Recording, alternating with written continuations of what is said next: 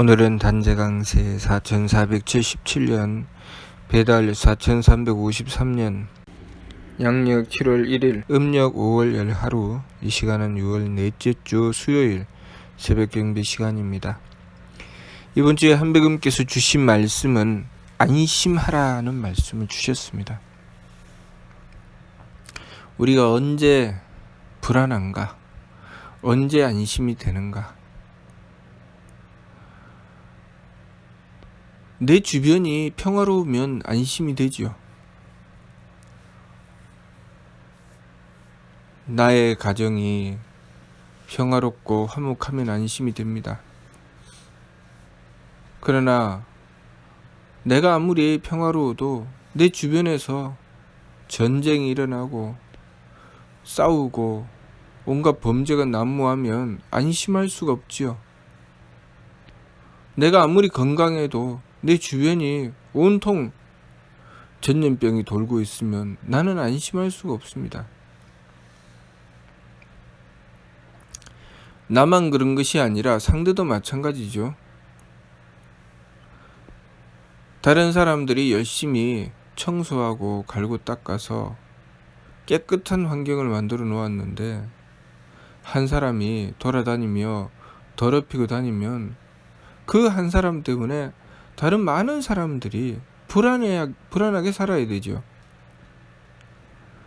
그렇듯이 우리의 삶이라고 하는 것은 서로가 서로에게 영향을 주고 또 서로가 서로에게 배려하며 살아가는 것이 우리의 삶입니다.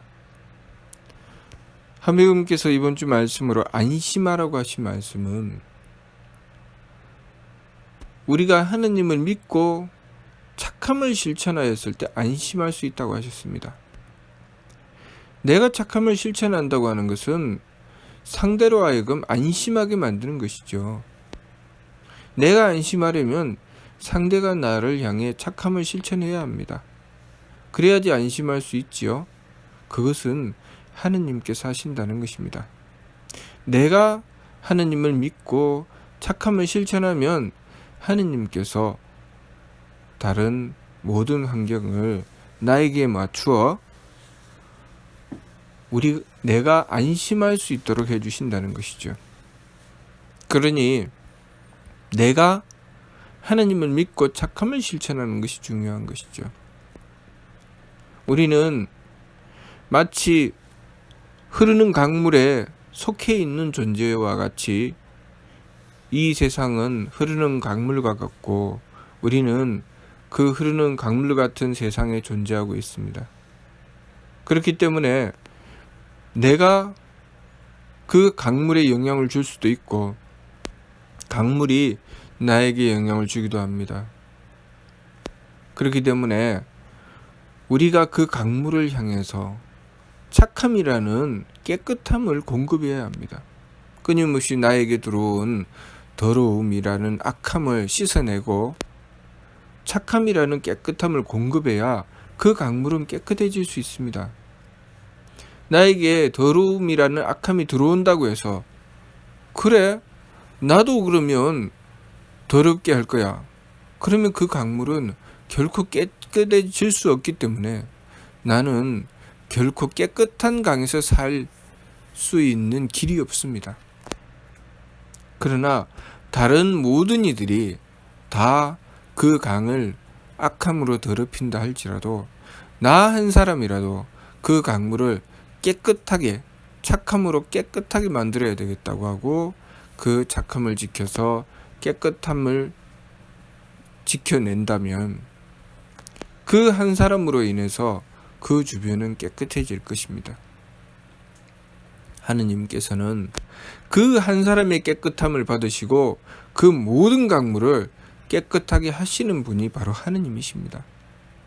우리가 하느님을 믿어야 하는 이유는 하느님께서는 유대덕대에 내려 큰 덕과 큰 지혜와 큰 힘을 가지셨다는 것이죠. 그래서 우리가 하느님을 믿고 하느님께서 주시는 가르침에 따라서 착함을 지켜내게 되면 하느님께서는 나머지 모든 이들을 움직여 착하게 만드십니다. 그 나머지 모든 이들은 굳이 애쓰고 노력하지 않아도 착하지 않을 수가 없게 만드시죠. 그분이 바로 하느님이십니다. 우리가 하느님께서 우리에게 요구하실 때, 착하라고 하실 때 내가 그 착함을 지키는 것, 그것이 참으로 중요합니다. 자, 그것에 대한 말씀이 인물, 동수, 삼진왈, 성명정이라고 주신 것입니다. 하느님께서 우리에게 주신 성품, 그것은 하느님께서 우리에게 요구하시는 것입니다. 하느님께서 우리에게 요구하신 그 성품을 받아서 우리의 사명을 제대로 감당해 나가려면 성품과 목숨과 정기,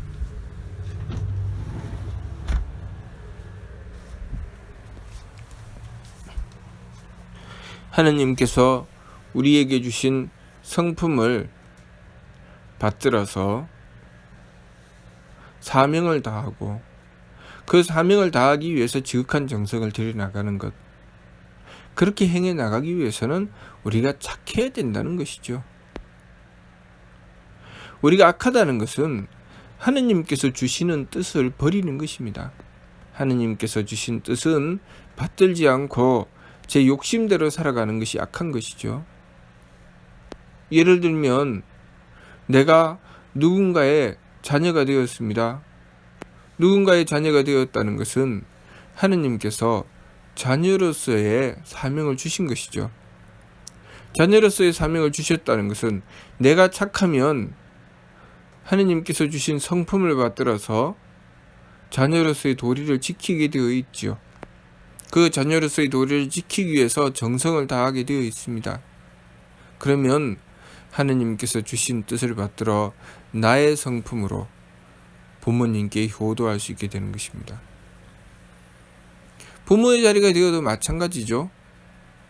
부모로서 자녀를 아끼고 사랑할 때 하느님께서 주신 성품으로 그 자녀를 아끼고 사랑합니다.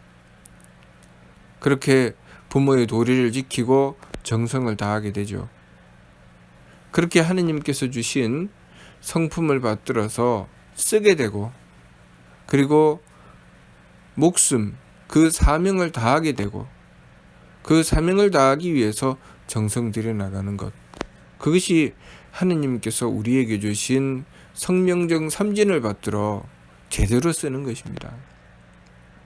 그 성명정 삼진을 받들어 제대로 쓰게 되면 하느님께서 우리에게 하느님의 덕과 지혜와 힘을 베풀어 주시죠. 그러면 우리는 하느님께서 주신 힘을 받아 유능해지고, 하느님께서 주신 지혜를 받아 지혜로워지고, 하느님께서 주신 덕을 받아 덕스러워집니다. 우리의 성품을 덕스럽게 쓰게 되고, 우리의 사명을 지혜롭게 감당해 나가게 되고, 그리고 우리의 정기를 하느님의 힘을 받아 굳세게 지켜나가게 됩니다. 굳세게 지켜나간다는 것은 그만큼 유능해진다는 것이죠. 능력이 있어진다는 것입니다.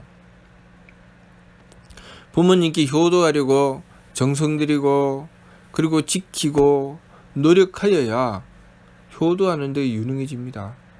자녀를 사랑하려고 정성 들이고 지키고 노력해야지 자녀를 사랑하는 데 유능해집니다.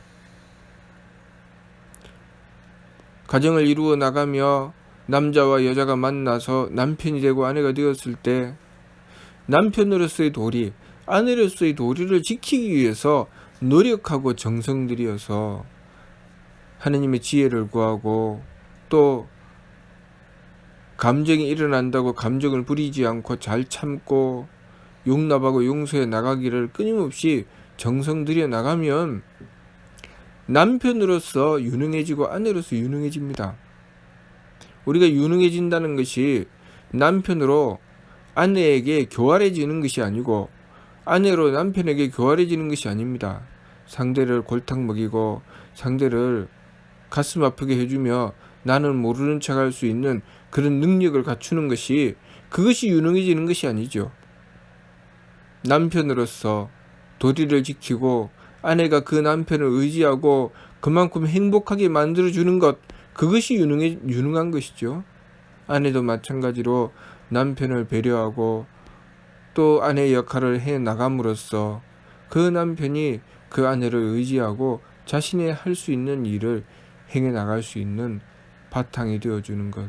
그렇게 서로가 서로를 위해서 바탕이 되어주고 서로가 서로의 기둥이 되어주는 것.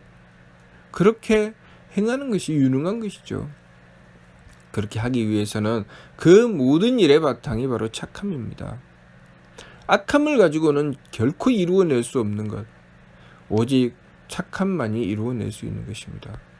우리가 이 세상이라는 강물에서 나라는 존재가 작고 미미한 것 같지만 그러한 내가 수없이 많이 존재하여 그 내가 세상을 착함으로 정화시켜 나가게 되면 온 세상은 맑아지는 것입니다.